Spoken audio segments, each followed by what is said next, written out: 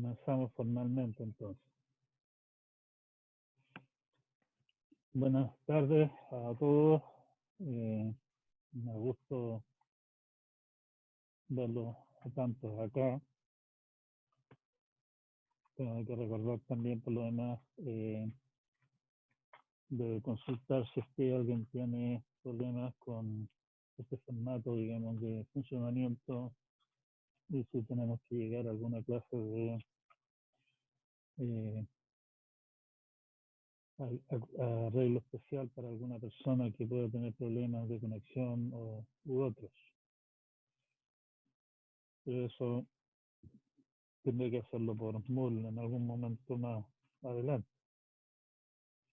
Pero yo me he acordado también de que íbamos a funcionar sin videos, salvo que sea necesario. Y yo creo que ustedes ya conocen mi cara lo suficientemente bien como para no tener que estarlo mostrando. Así que por mi lado voy a cortar el video. ¿Sí? Si alguien quiere mostrar alguna cosa a todos, obviamente, por favor, haga uso del video, por ejemplo, para mostrar un documento o para compartir la pantalla, de manera de que nosotros podamos ver qué es lo que se está discutiendo. Entonces, en ese comentario me despido de lo visual. Bien, habíamos acordado que ustedes iban a revisar el material disponible, en este caso el apunte. Todos tuvieron acceso al apunte. Alguien que no haya tenido acceso al apunte, alguien que quiera hacer algún comentario al respecto.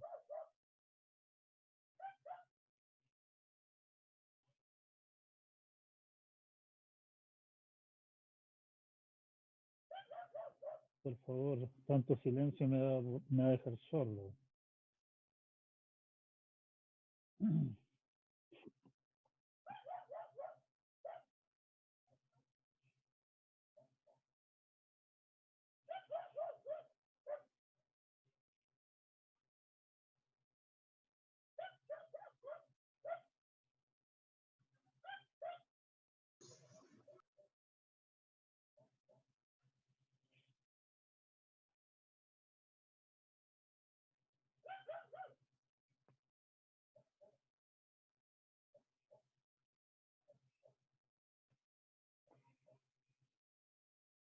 Bien, veo ¿Aló? que sí, dígame. Ah, ya. Se escucha fuerte, ¿no? Sí, se escucha bien. Adelante. Ya. Era con algo del comienzo del apunte, cuando se hablaba sobre el forward error, Ya, que daban una forma para aproximar la función por medio de la serie de Taylor. sí. Sí, tenía una duda con la expresión de ahí porque creo que la serie de Taylor es una serie de varios elementos y solamente mostrar como el primer elemento de la... Y los Sí, demás no o sea, sé qué les pasa. sí, tienes toda la razón. El punto es que a la hora de aproximar el error que estamos cometiendo, primeramente estamos suponiendo generalmente que el error es pequeño. Porque si el error es ¿Ya? gigantesco, bueno, en realidad estamos perdidos de mal, digamos. Ya. Segundo, el segundo tema es que en el momento que, o sea, tienen toda la razón, las series de Taylor son en general infinitos términos, no son dos nomás, el término constante y el primer término, digamos, correspondiente. Pero uno, estamos suponiendo que el error es pequeño, por lo tanto podemos, sin cometer un error demasiado grosero, truncar la serie de Taylor después del primer término, o sea, del término lineal, digamos, punto uno. Y punto dos,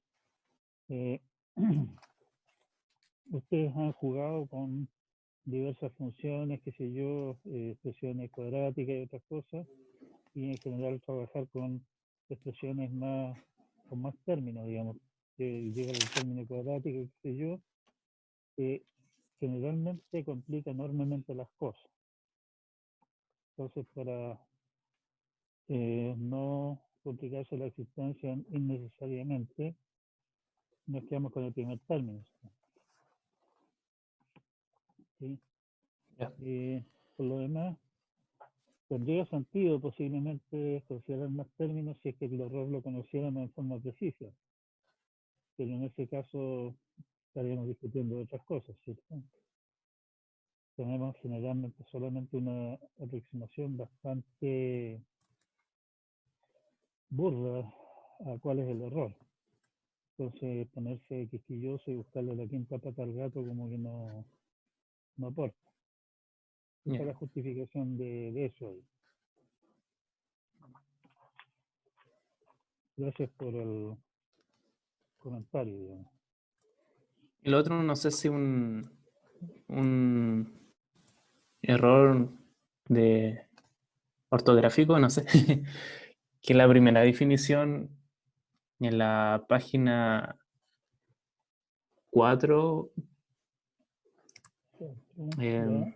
pero dice 26 de 474. No sé si decir la página 4 o la página 26 de 474. Pero en la definición Perdón, 1.1, la le definición comparto la 1, pantalla, ya, que sí, sería a lo mejor más fácil. puede ser.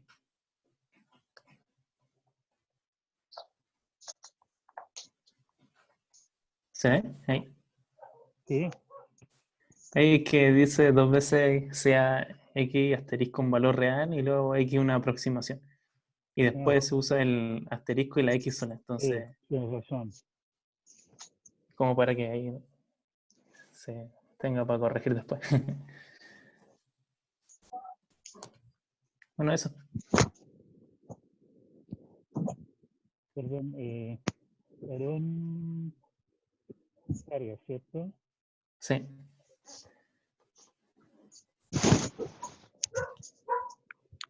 Bien, felicidades. Se acaba de ser acreedor al primer premio por encontrar una rana en el apunte.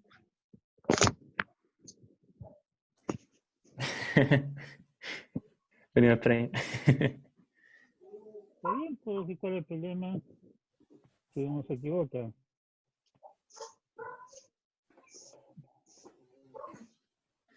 Bueno, creo que no tengo más dudas para el momento. Estoy analizando el resto del apunte. Bien, me parece.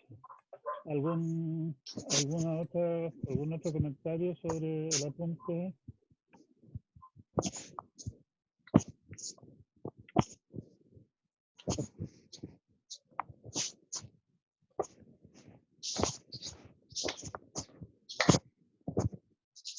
Don Lucas,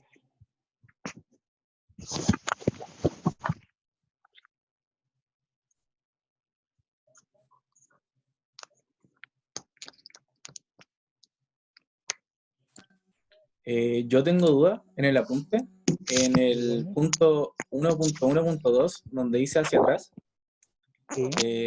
¿A qué se refiere con el delta X? ¿Se refiere a un error o, o simplemente como un factor para la integración o derivación? No sé. Eh, a ver, fíjate lo que estamos diciendo. Yo calculé mediante algún método, digamos, llegué finalmente a un valor al que le vamos a llamar Y asterisco, que es una aproximación calculada de algún valor que a mí me interesa. Lo tradicional es decir, mire, yo conozco X, tengo un error en, en X, digamos, que finalmente termina en que en vez del Y exacto, estoy calculando un Y asterisco, que es un valor aproximado. Eso es lo que llamamos propagación de errores hacia adelante. O sea, partimos del X, calculamos hacia adelante y los errores que estamos cometiendo en X se traducen finalmente en errores en el Y, ¿cierto? Esa parte está clara, ¿no es así? Disculpe, se le entrecortó en lo último y no sé qué me pregunta. A ver, error hacia adelante es, conozco el X, tengo una cierta estimación del error que tengo en el X, ¿cierto?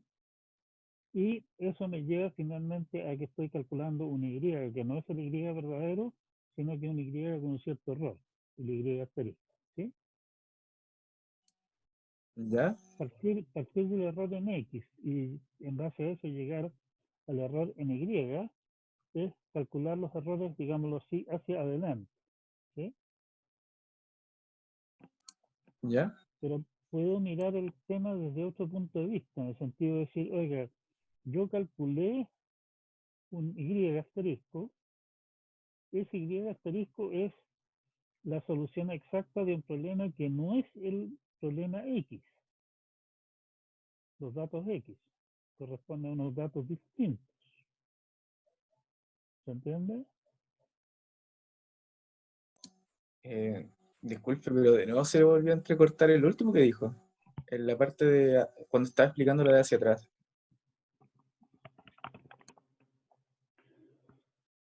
Yo, finalmente, después de hacer el cálculo, llegué a un Y asterisco. ¿No es así? Ese Y Sí, asterisco es la solución exacta de un problema para un conjunto de X, digamos, que no es el que me dieron, es de un X distinto. ¿Sí? sí, sí. Bueno, lo que estamos haciendo con propagación de errores hacia atrás, en el fondo, es decir, en vez de preocuparme de cómo van hacia adelante los errores, me estoy preguntando que tengo como resultado esto, de qué problema viene, qué tan diferente es el problema del que tengo este resultado del que me dieron originalmente. ¿Sí?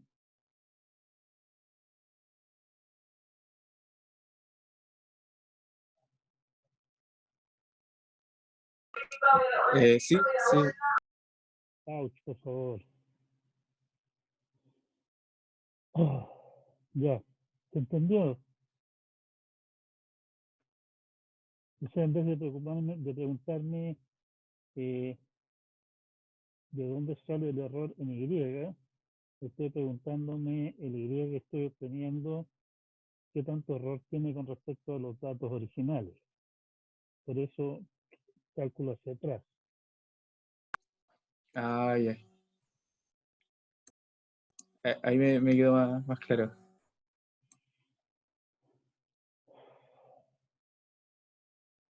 Vamos, entonces, ¿alguien más tiene algún problema con el apunte? ¿Hay algo que quisieran volver a revisar?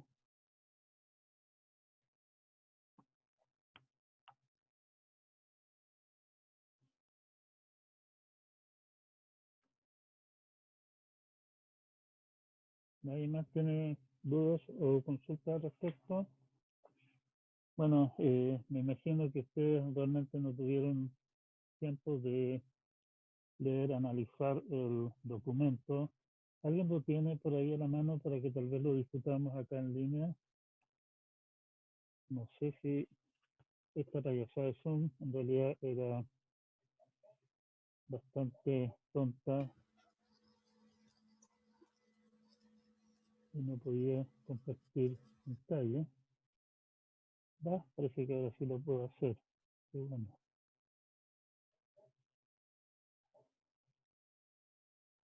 no, así es. Mm,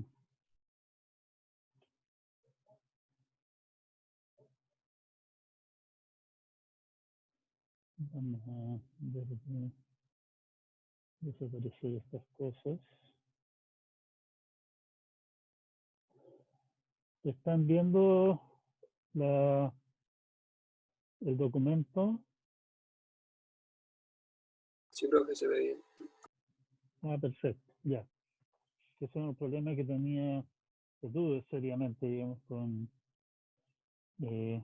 estos temas el semestre pasado.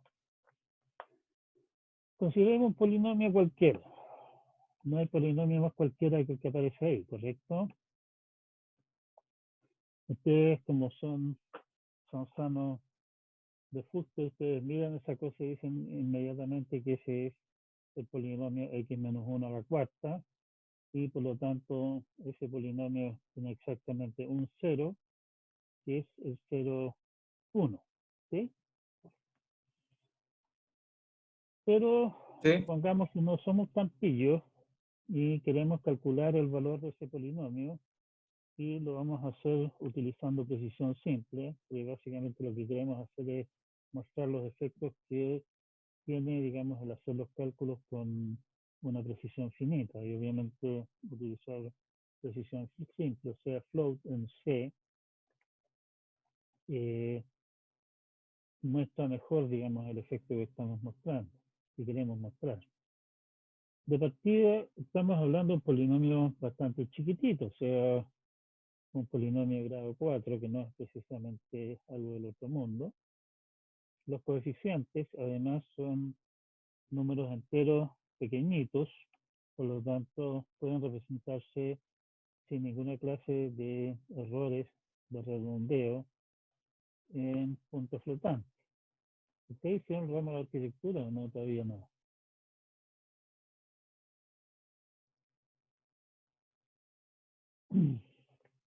Ya.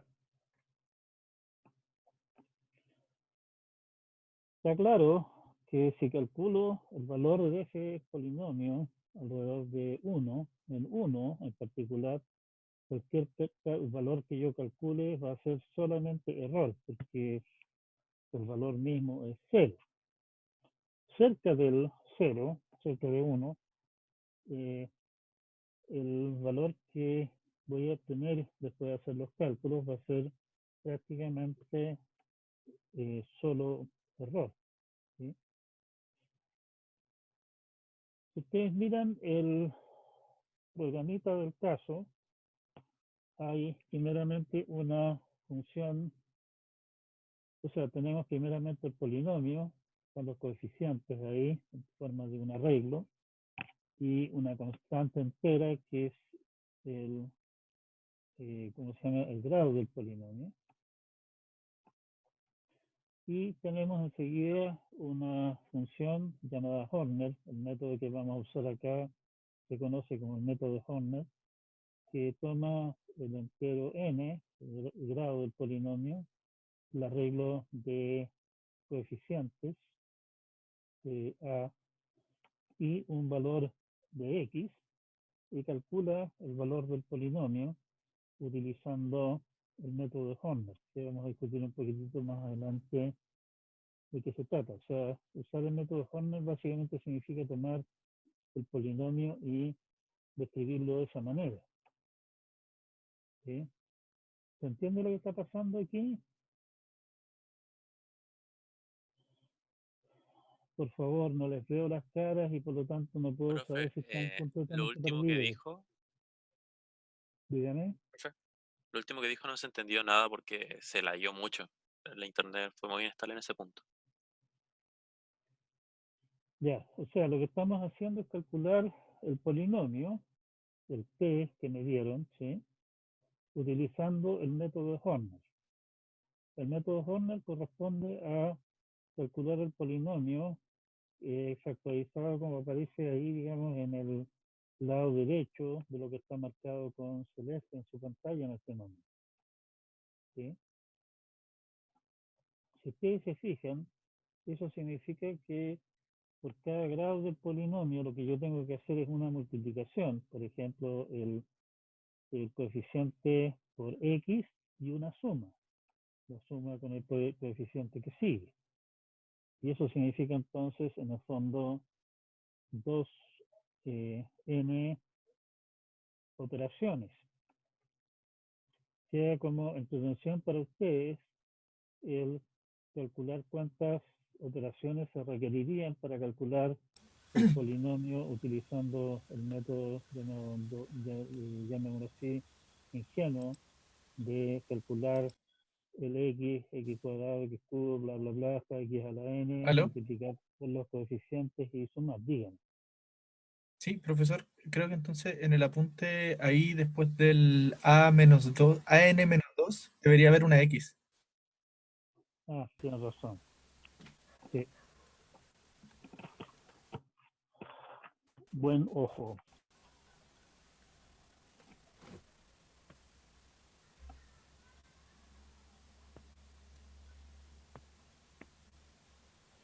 Ya, para el próximo año será corregido. Muchas gracias por el aporte.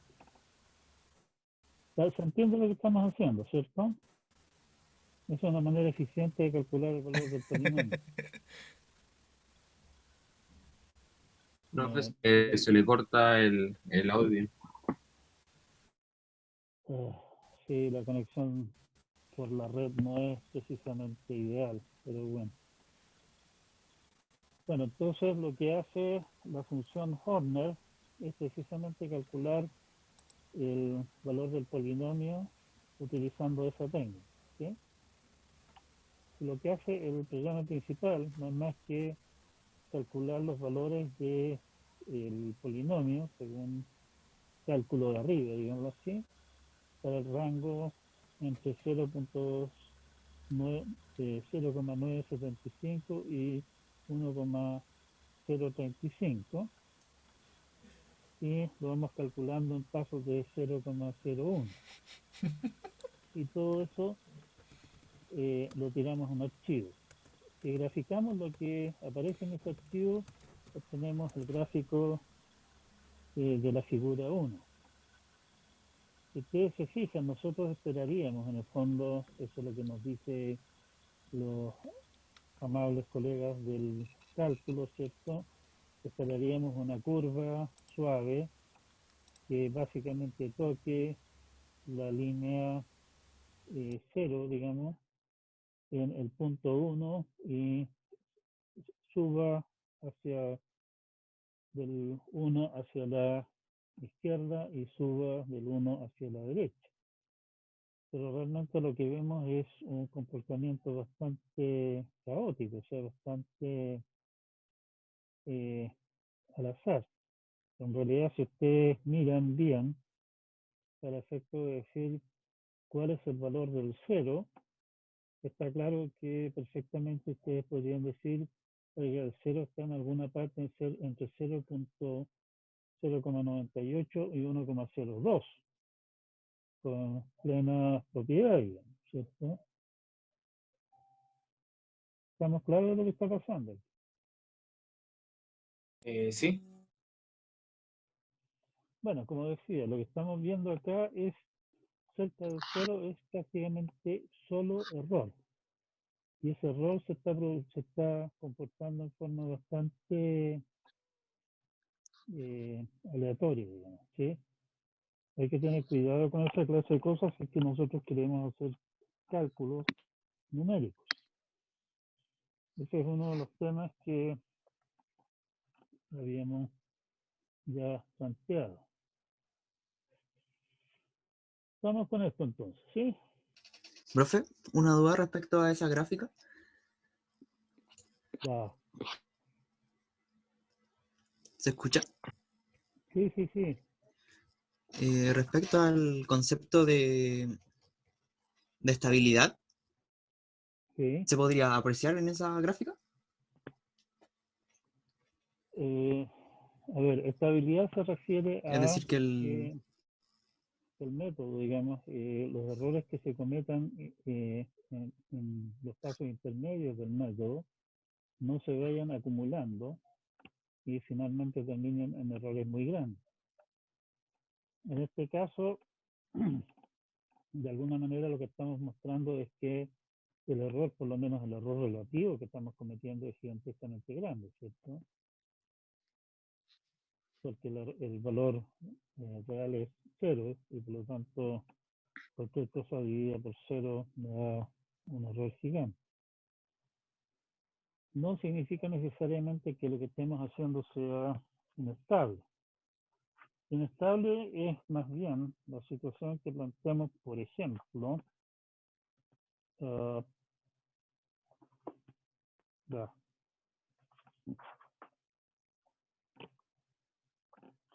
en la página 6 se plantea que el cálculo de una integral en sub n entre 0 y 1 de x a la n y a la x menos 1 de x,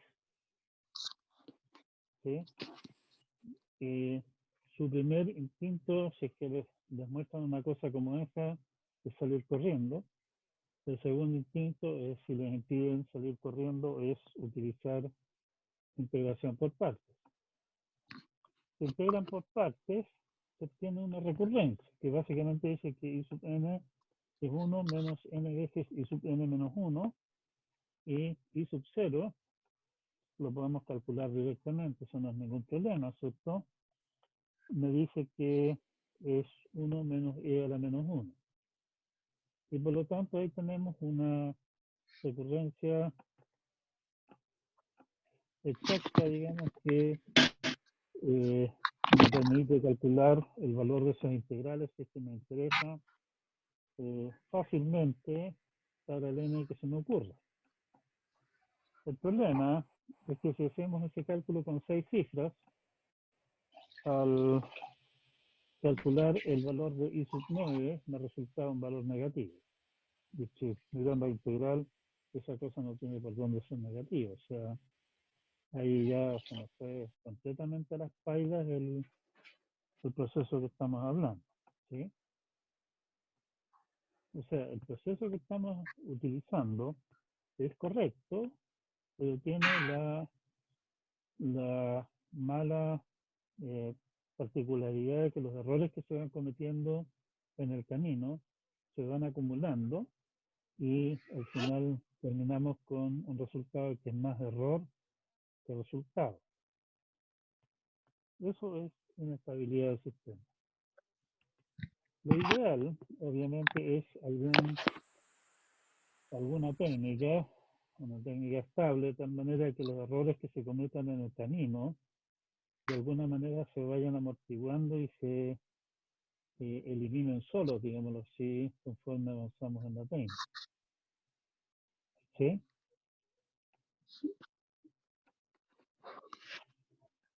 Otro problema distinto es lo que se conoce como problemas mal condicionados.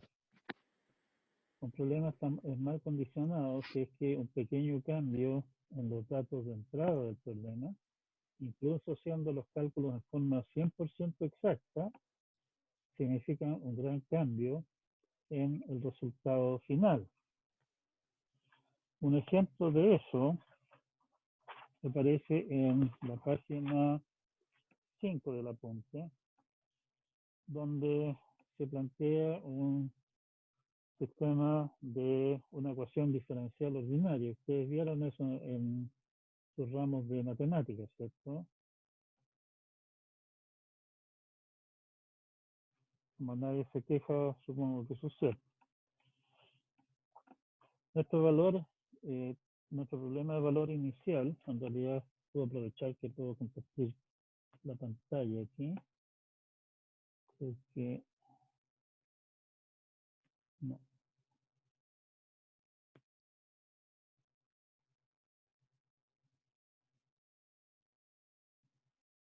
Voy a mostrarles la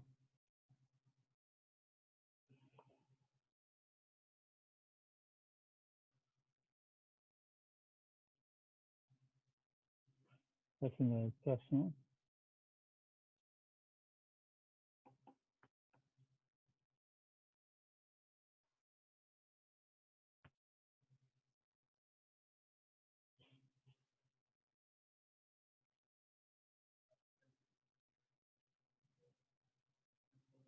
Página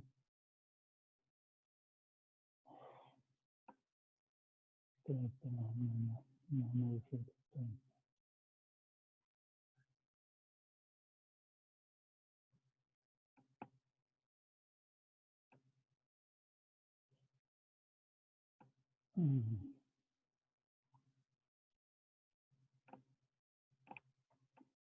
Tenemos esta ecuación,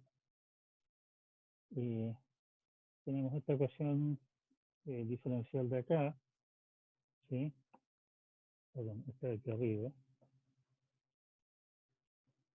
Eso es un problema clásico, problema de valor inicial. Nuevamente, los coeficientes de esa ecuación se pueden representar en forma exacta en el computador y no hay mayores problemas. El único problema es que nuestro valor inicial, el U sub 0, es un tercio. Y un tercio, como ustedes muy bien saben, no se puede representar en forma exacta en un número finito de dígitos, digamos, en decimal nosotros escribimos 0,333 y el 3 es indefinido, ¿cierto? En binario vamos a tener una situación similar. Y por lo tanto, en realidad vamos a tener una solución, en el mejor de los casos, con un computador, en un computador real, calculando con precisión finita, vamos a estar resolviendo realmente, suponiendo que estamos resolviendo el problema en forma exacta, un problema que está en realidad descrito por esa segunda ecuación diferencial, ese segundo problema de valor inicial distinto. O sea, estamos obteniendo en realidad una solución a un problema que el valor inicial es un poquitito diferente. Pero resulta que en este caso la solución de ese problema es la solución original, que es del problema original, que es un tercio e a la menos t, más epsilon e elevado a 2t.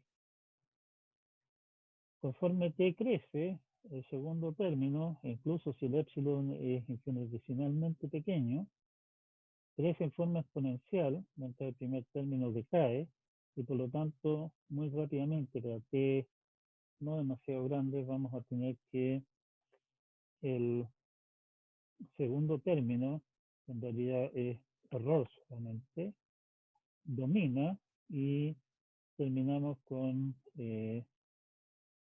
un valor, digamos, calculado en el mejor de los casos, como suponiendo que estamos haciendo todos los cálculos en forma exacta, nos da una solución, un resultado que no tiene absolutamente nada que ver con la solución verdadera.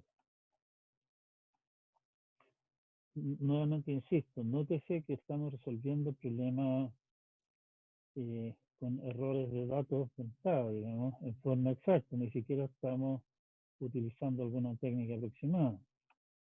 El problema del error que estamos ocurriendo acá es un problema propio del problema, no es un problema propio de nuestro método de solución. Y eso se le llama problemas mal condicionados. Un ejemplo entretenido de esa situación, digamos, que apareció en una situación bastante insospechada, le ocurrió a Wilkinson, que el caballero se hizo famoso luego por hacer una serie de trabajar durante toda su carrera, en el fondo, en toda clase de temas numéricos, pero en el comienzo de su carrera, cuando el mundo era joven, que los verdaderos hombres construían sus propios computadores, y los computadores no tenían puntos flotantes, sino que solamente hacían cálculos con números enteros, y por lo tanto si uno quería hacer cálculos en puntos flotantes, uno tenía que armarse su propia colección de rutinas para hacer sumas, multiplicaciones, divisiones, tres factor show, a mano uno. Entonces este caballero estaba trabajando sobre un computador muy temprano, se sentó y escribió una colección de rutinas para hacer cálculos en puntos flotantes en ese computador. Y qué mejor para realmente probar que las rutinas estaban haciendo bien su trabajo que resolver algún problema más o menos realista, complejo, que hiciera, digamos, de prueba de todas las cosas, que todo estuviera funcionando y todo funcionara bien en conjunto. Y se le ocurrió entonces, en realidad lo que estamos discutiendo acá es una pequeña variación de lo que hizo el amigo en su oportunidad, pero sí captura la idea de lo que está pasando. Si nosotros consideramos, por ejemplo, el polinomio de x, que es x menos 1, x menos 2, hasta x menos 10, ese polinomio, nosotros conocemos los ceros de ese polinomio. Son 1, 2, hasta 10, ¿cierto? Ahí no hay ninguna discusión al respecto. Y lo que hizo entonces Wilkinson fue básicamente utilizar sus rutinas de cálculo en puntos flotantes para calcular los coeficientes del polinomio que es el producto de todo este show, y enseguida utilizar una técnica para encontrar ceros de polinomios para hallar los ceros correspondientes. Y estuvo durante bastante tiempo arrancándose los pelos, tratando de descubrir por qué sus rutinas estaban funcionando mal, porque los ceros que le estaban resultando el polinomio en puras cabezas de pescado. Resulta que en realidad sus rutinas estaban funcionando bien. El problema es que si tomamos, por ejemplo, el polinomio P que tenemos arriba y le sumamos un simple x a la quinta, ¿sí? Eso significa, si ustedes se dan el trabajo o consiguen que matemáticas les haga el trabajo, son mucho más eficientes, se van a dar cuenta que la diferencia entre esos dos polinomios está en el término que es menos 902.055 x a la quinta en el polinomio P y menos 902.054 en el polinomio Q. Eso significa, si ustedes se dan el trabajo de verlo, de un error de 0,001, 0,011 algo, digamos, por ciento en un coeficiente del polinomio. Resulta que si ustedes se consiguen una rutina para calcular ceros de polinomios de forma exacta, se van a encontrar con que los ceros de Q son esa lista de cosas feas que aparecen ahí abajo. El primer cero, el que está cerca de 1, todavía se la creo, ¿cierto? Está bastante cerca del valor 1 que nosotros esperábamos. El siguiente es casi 2, no estamos tan perdidos. El siguiente ya es 3,02 algo, ya estamos medios mal ahí. El siguiente quería ser 4, ahora es 3,8. Y de ahí ya se soltó la trenza y se fue a valores complejos conjugados, ¿sí? Nuevamente, insisto, los valores que tenemos abajo, dados allí, son en el fondo los valores exactos de los ceros del polinomio Q. El hecho de que hiciéramos un cambio minúsculo en uno de los coeficientes terminó con resultados que son completamente diferentes de los que nosotros andábamos buscando. Y eso es precisamente a lo que nos referimos cuando decimos que un problema es mal condicionado. ¿Sí? Vamos. ¿Se entiende bien el tema? ¿Qué es lo que es condicionamiento? ¿Qué es lo que es estabilidad del método? Si el método es inestable, bueno, habrá que ver de encontrar algún método más estable, habrá que buscar maneras de hacer de amortiguar de alguna forma los errores intermedios que vaya produciendo nuestro método. Habrá que ver si es que podemos utilizar alguna técnica, por ejemplo, de decir, oiga, calculemos un valor que yo sé que va a estar malo mediante esta técnica que me da una aproximación bastante tonta, y veamos después de mejorar la solución que obtuve. Es una técnica bastante popular de utilizar. Profe, Sí, ¿a qué se refiere con conocer los ceros? ¿Es como encontrar las soluciones o eh, encontrar la solución del polinomio? Wow, ya, ahí estamos hablando, ya. Cuando hablamos de, por ejemplo, si tú dices, por ejemplo, qué sé yo, no sé, pues, x cuadrado menos 3x más 2 igual 0, esa es una ecuación, y se habla de las raíces de la ecuación, ¿correcto? Sí. Se habla también de, ya se me olvidó el polinomio que estaba dando, digamos, pero de los ceros de la función, o sea, aquellos puntos en los que la función es cero. Ah, o sea, por ejemplo, si una función cuadrática tendría dos ceros. Exactamente, el Ah, polinomio P que tenemos ahí tiene 10 ceros, que son el 1, el 2 hasta el 10. Entonces cuando px es igual a 0. Claro, la ecuación es P de x igual 0 y estamos buscando los ceros de P de x. Ya, vale. Eso. ¿Se entiende ahora? Bueno, Sí, resulta que los ceros del P ligeramente modificados son esos mamarrachos que aparecen abajo, o sea, esos son los valores exactos de los ceros. Ahí no hay tema de que no, es que sabe que no están resultando números complejos, cosas que a veces pescado extrañas porque está cometiendo errores en los cálculos. No, esos son los valores correctos, digamos, de los ceros de Q. ¿Sí? Y el punto está precisamente en que la diferencia entre P y Q es una diferencia pero absolutamente microscópica. Y los resultados que estamos obteniendo son completamente distintos. A eso se le llama mal condicionamiento del problema. Si el problema está mal condicionado,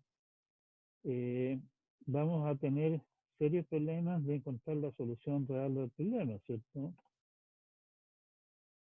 Necesitaríamos datos de entrada extremadamente precisos para poder obtener la solución, llamémoslo así, correcta, de forma exacta. De ahí, Otra como pregunta, podemos... con respecto a las diferencias que se nombraron ahí, ¿se calculan esas diferencias? 905 O sea, en el momento que tú... y 902.000. A ver, me parece que se plantea un poco antes.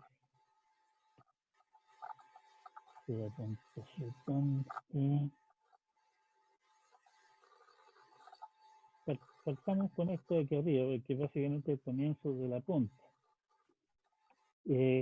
Supongamos que tenemos alguna clase de situación de interés físico, digamos, que nos interesa en esa situación obtener valores numéricos de algún valor que nos interese. Para eso tenemos que primeramente construir alguna clase de modelo de la situación, un modelo matemático, extraer del modelo las relaciones relevantes que resultan. Esas relaciones relevantes típicamente van a ser ecuaciones diferenciales, va a ser calcular un integral, va a ser resolver, encontrar los ceros de alguna función y finalmente aplicar alguna técnica numérica generalmente para resolver las ecuaciones que resultan y de ahí obtener el valor que a nosotros nos interesa. Cuando hacemos esto, hay varias fuentes de error. Primeramente, el modelo físico es una simplificación de la realidad. Por ejemplo, típicamente se hicieron algunos experimentos, hicieron ramos de física, qué sé yo, y en general ahí se hacen cosas tales como omitir la fricción del aire. Suponemos que la aceleración de gravedad es constante. En realidad, si ustedes se ponen quisquillosos, la aceleración de la gravedad varía con la altura, ¿cierto? Porque estamos algo más lejos del centro de la Tierra y por lo tanto la atracción es menor. Suponemos que, qué sé yo, la superficie de la Tierra es plana. El típico chiste estúpido es aquel de los físicos que suponen que las vacas son esferas perfectas que se mueven con movimiento, ¿cómo se llama? Con movimiento armónico simple. ¿Sí? Estamos haciendo una serie de simplificaciones. Esas simplificaciones introducen errores. Segundo punto, los parámetros que entran en el modelo con los que estamos calculando los conocemos solamente con precisión finita. ¿Sí? Conocemos ciertas constantes, o sea, sabemos cuál es el valor de pi, lo podemos calcular con toda la precisión que queramos, pero si nos dicen, oiga, calcule el peso de esta esfera de acero, por ejemplo, bueno, ¿cuál es la densidad del acero?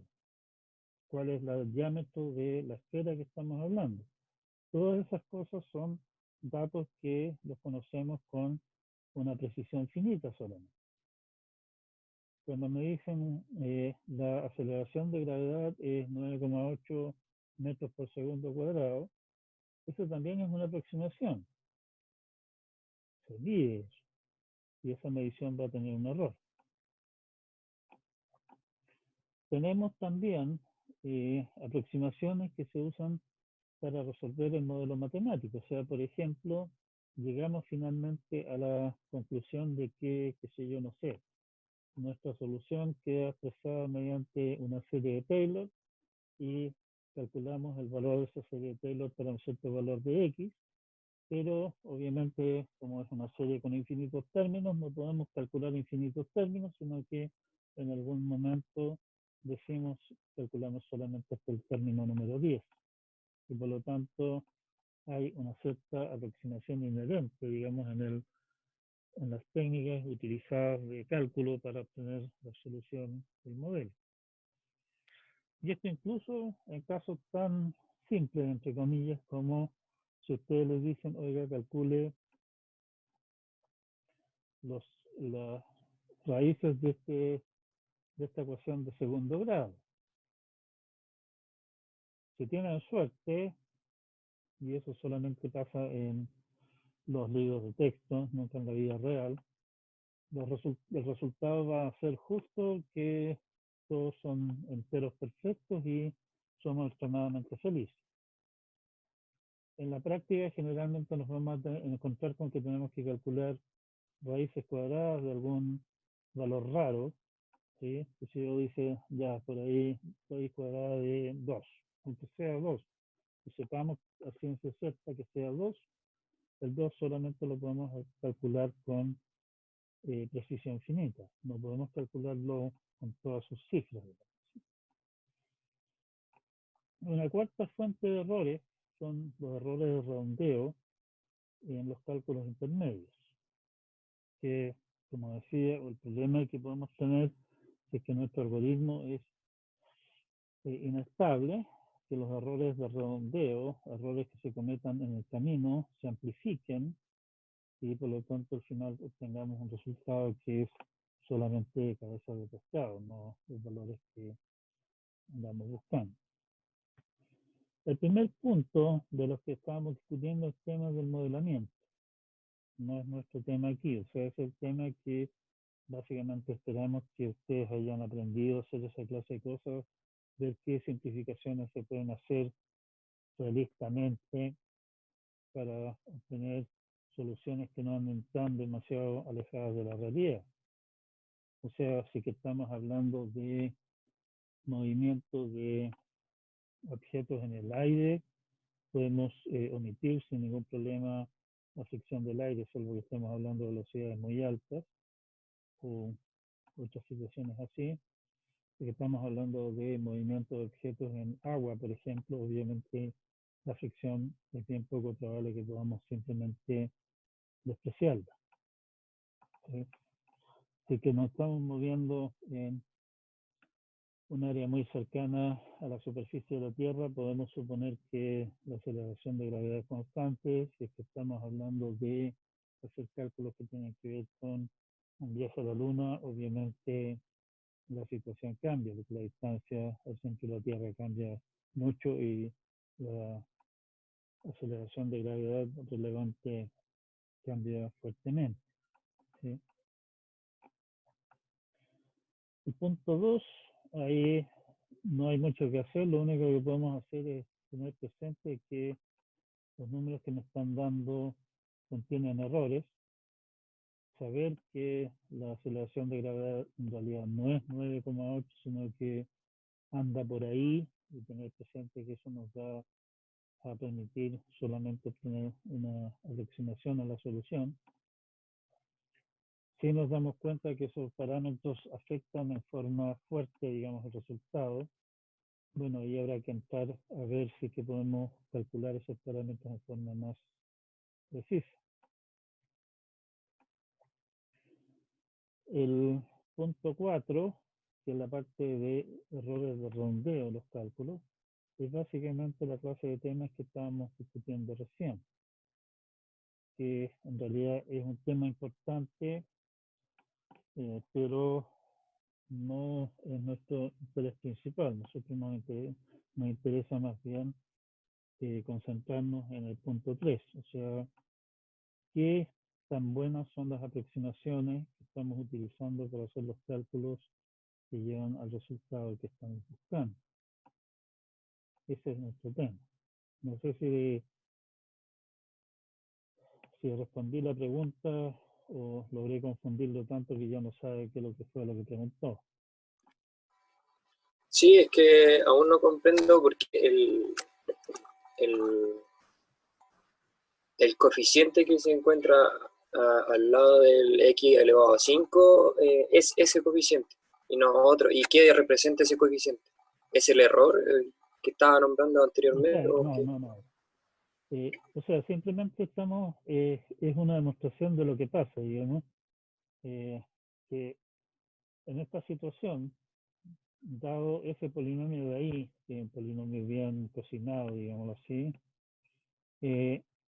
si hacemos un pequeño cambio en uno de los coeficientes y por qué usar el coeficiente de x a la 5, en realidad eso he hecho con maldad y alevosía, porque resulta que los coeficientes del medio del polinomio son de alguna manera los más sensibles, digamos. ¿Sí? Es simplemente un efecto de demostración, o sea, suponte tú que lo que le pasó al amigo Wilkinson, que hacemos los cálculos, pero resulta que los cálculos intermedios, los cálculos para obtener los coeficientes del polinomio, lo hacemos con puntos flotantes, que era lo que estaba tratando de probar, y en la representación de puntos flotantes que él tenía pocas cifras. Y por lo tanto, al representar los coeficientes del polinomio, terminaba con aproximaciones a los coeficientes del polinomio. El resultado es que los ceros del polinomio, del que estaba buscando los ceros finalmente para verificar que sus cálculos estaban bien, en realidad estaba obteniendo los ceros correctos, o más o menos correctos, que no tenían nada que ver con el punto de partida de él. Ese es un poco el punto. No sé si ahora se entiende mejor. O sea, sí comprendo. Ahora sí comprendo qué parte del polinomio de Q y de P corresponden a esto, pero... O sea, tienes un polinomio P, tienes un polinomio P, le introduces un pequeño error a ese polinomio, y ese pequeño error que estás introduciendo está precisamente en el hecho, en este caso, el error, digámoslo así, que estamos introduciendo adrede, es sumarle x a la quinta. ¿Por qué x a la quinta? Como digo, porque de alguna manera esos son los términos más sensibles, digamos. pero podríamos decir, oiga, ¿sabe qué más? Cámbiale todos los coeficientes en uno para arriba y para abajo y vea qué es lo que pasa. ¿Sí? El punto está en que cambias el polinomio T al polinomio Q, que si tú los listaras, digamos, y te pones a mirarlos con cuidado, lo más probable es que se te pase por alto la diferencia, porque es una diferencia en uno, en un coeficiente. ¿Sí? Sí, sí. Y el resultado que está obteniendo, o sea, la solución exacta del problema modificado, con esa modificación mínima, son los mamarrachos que aparecen abajo, que no tienen absolutamente nada que ver, por lo menos los ceros más grandes, digamos, con los ceros exactos del polinomio original. Entonces usted lo que hace es, o lo que hizo Wilkinson es armar ese polinomio, lo resolvió completamente y después le sumó al que le dio un P, lo que le pasó al a él fue coeficiente. precisamente es que tomó el polinomio, en realidad el que tenía él tenía más factores, digamos, tomó ese polinomio y hizo los cálculos correspondientes a los coeficientes utilizando sus rutinas de puntos flotantes, ¿sí? Ahora, como estaba haciendo los Ya, cálculos sí. de puntos flotantes, eso introdujo errores en los términos, en los coeficientes, no resultaron exactos. Pero él no sabía que eran errores. Para comprobarlo No, agregó un... no, o sea, no sabía que eran errores y se estuvo arrancando los pelos durante como una semana tratando de descubrir por qué sus rutinas para resolver para encontrar los ceros del polinomio resultante le estaban dando valores raros. Hasta que se dio cuenta que lo que le estaba pasando en realidad es que él estaba resolviendo correctamente un polinomio distinto del que él quería. ¿Sí? Sí, ya comprendo. Sí, comprendí. Claro. El punto es que tomas el polinomio P, le cambias un poquitito los coeficientes, en este caso estamos cambiando uno solo nomás, y tienes ceros completamente diferentes. Ahora imagínate lo que le ha pasado a este pobre caballero cuando, sin querer hacerlo, digamos, estaba cambiando todos los coeficientes porque estaba calculando las cosas en forma aproximada solamente. Vamos.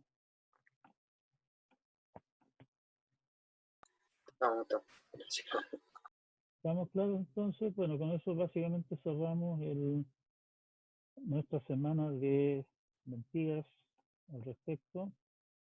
Si no hay más dudas o consultas o comentarios, les dejé un quiz de la semana y una primera tarea.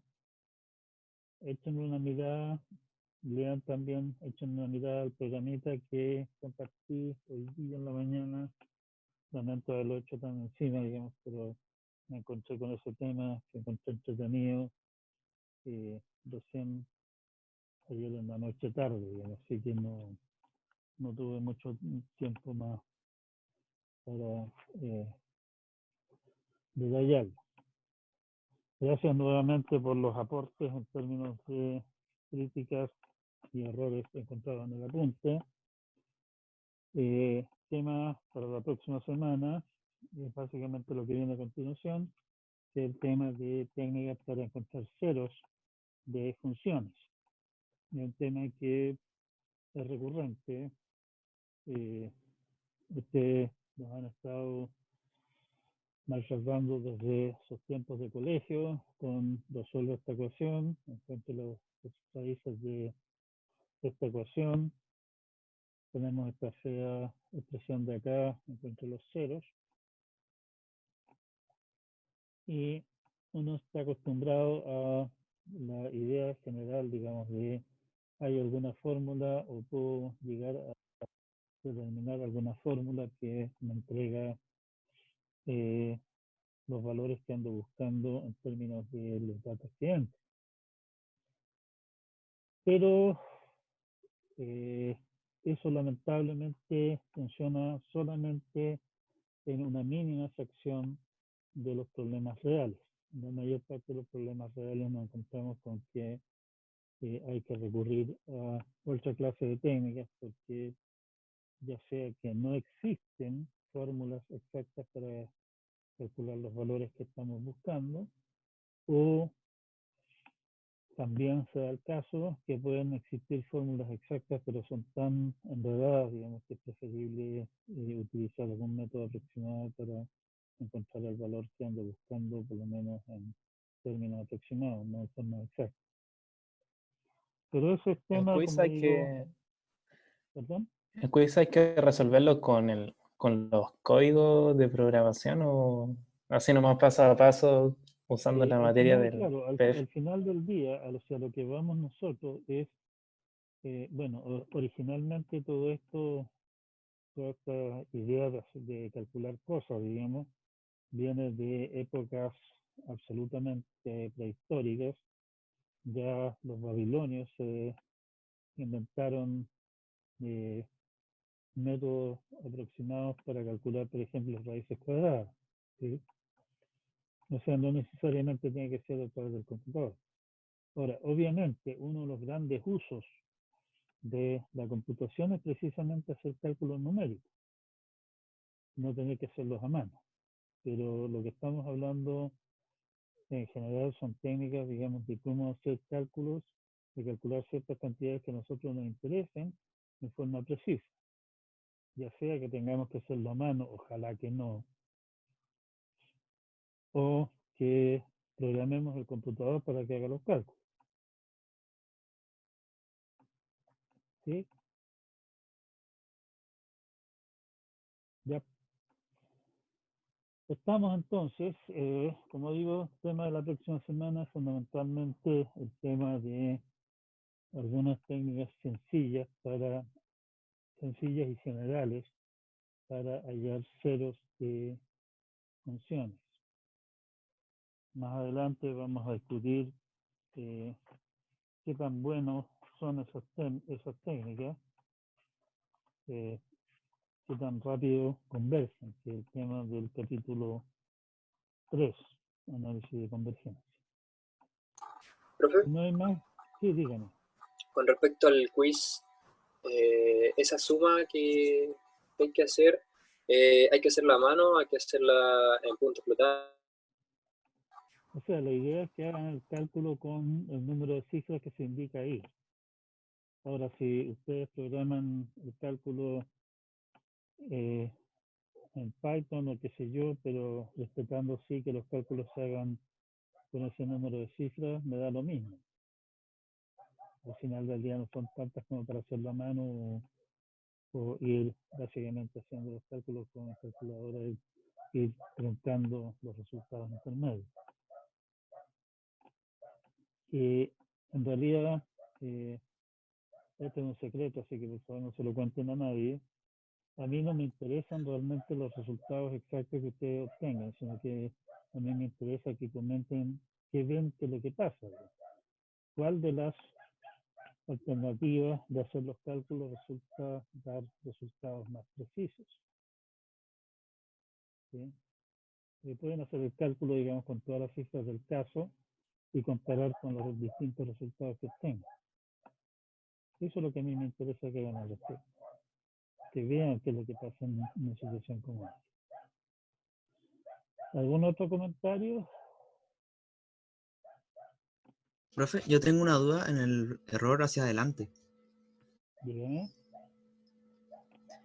En la fórmula que se ayuda de la serie de Taylor, no Sí. entiendo de qué forma esa aproximación me podría ayudar, sobre todo el delta X que aparece ahí. No sé si ese delta X se refiere al error hacia adelante. Ese es el error en los datos originales, digamos así. El X son tus datos originales, o sea, estás calculando un Y que es f de X, ¿sí? ¿Ya? Entonces, ¿qué es lo que puedes hacer tú? Tú puedes decir, en realidad estoy calculando f de un X asterisco, que es parecido al X, que es X más un cierto error, ¿cierto? Claro. Entonces, en vez de obtener realmente el valor de f de X, estoy calculando el valor de f de x asterisco, que es x más un delta x. Y lo que a mí me interesa es poder estimar qué tan grande es el error en y, que resulta por el hecho de que estoy cometiendo el error en x. Y una primera aproximación a eso, o sea, una manera de aproximar eso es decir, oiga, utilicemos la serie de Taylor de f alrededor de el x, ¿cierto? Y eso me dice entonces el f de x más f' de x por delta x más un medio f segunda de x por delta x cuadrado más bla, bla, bla, bla, bla, ¿cierto? Esa es la serie de Taylor correspondiente, ¿sí? Sí. Ya, ahora, si tú supones que el error es chico, tú puedes decir, ¿sabe qué más? Me voy a quedar solamente con el primer término, con el f' de x delta x. Y eso es lo que estás haciendo, estás usando eso como una aproximación al error que estás cometiendo. O sea, yo conocería el delta X. No, no lo conoces, pero tienes una cuota para el delta X. O sea, tú sabes, por ejemplo, por decir algo, mire, yo sé que el valor de X está entre 2,1 y 2,2, ¿sí? O sea, tú Ok. sabes que el error es a lo más 0,1. Probablemente sea menos, digamos, pero te pones generalmente en el peor caso y dices ya, el error a lo más es 0,1 y eso me significa que estoy cometiendo un error en Y que es a lo más el f' en el x, digamos, en 2,1, digámoslo así, por dar un valor, por 0,1. ¿Sí? Y eso te dice más o menos qué tanto es el error que podría estar cometiendo en el Y. Entonces, esa aproximación que me dan ahí, yo podría, por ejemplo, no sé, despejar el delta X y decir, y de esa forma conocer el error, o eso está completamente mal. Bueno, o sea, hacer lo que tú dices, en el fondo despejar y calcular hacia atrás, es precisamente a lo que se refiere la técnica de propagación de errores hacia atrás, pero eso es otro tema. El tema es que tú no conoces X, tú sabes que X está entre 2,1 y 2,2, por decir algo, ¿sí? Ya. Tú conoces, estamos suponiendo, en realidad, exactamente la función F. En realidad también ahí podemos entrar a discutir al respecto, que en realidad la función F no es tan exactamente conocida, pero qué sé yo, pero supongamos que la conocemos exactamente, ¿sí? Entonces, Ya. yo sé que si yo supongo, perdón, que si yo voy y hago los cálculos correspondientes de f con x igual 2,1, voy a obtener una y, digamos 7, por decir algo, ¿sí? Mi pregunta al final del día es, oiga, el resultado que yo obtuve es 7, pero yo conozco el x más o menos solamente, sé que es 2,1 o 2,2. ¿Qué tanto variaría el resultado si es que el x varía? Realmente ya no es 2,1, sino que en realidad es 2,2. Es un poco la pregunta, ¿cierto? Pero no me quiero dar la lata de hacer todo el cálculo de cero. Y por lo tanto, recurro entonces a la idea de decir, ya, el error que estoy cometiendo en x es 0,1, conozco la función f, conozco, por lo menos de forma aproximada, supongo yo, su derivada en 2,1, y por lo tanto puedo decir, el error que estoy cometiendo es aproximadamente, a lo más, el valor de la derivada por el delta. ¿Se entiende? Ah, perfecto. Eso es lo que no podía entender porque pensaba que por ahí quedaba era como una función, entonces ahí ya me complicaba. Entonces tiene que ver con el error de la derivada. No, no es el error de la derivada, sino que es lo que te dice la derivada con respecto a qué tan lejos puede estar en el valor de la función cuando cambias un poquitito el valor del X. Eso es lo eso es lo que significa la derivada, ¿no es cierto? Al final del día.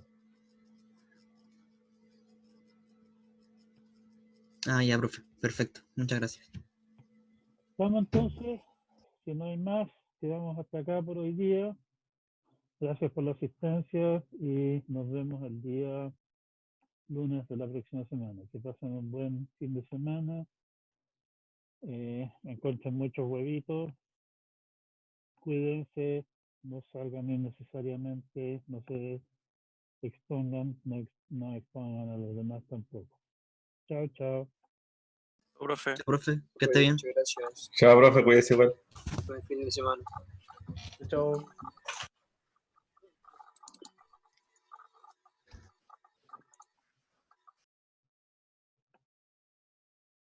Mm.